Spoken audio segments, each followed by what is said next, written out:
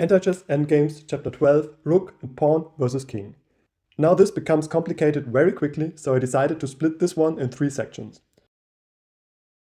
Let's begin with a trivial case. When the lone king is already in opposition, that is, in one of the green squares, it can go for a win by attempting to move to any of the red squares and launch a frontal attack on the pawn.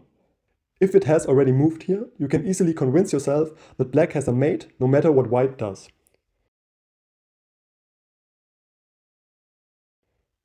Of course, white cannot try to attack the king with the pawn. The king is simply too agile. So what's left?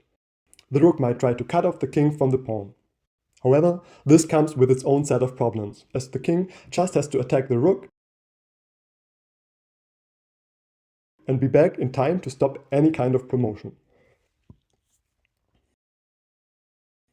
Cut off from the third rank then, you might say, and you're right to suspect that the gain tempo might make a difference.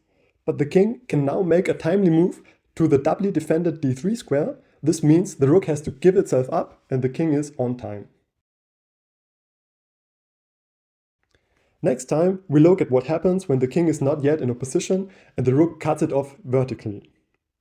Stay tuned for part 2. For opening training, standard and other variants, check out the free app PrepTile.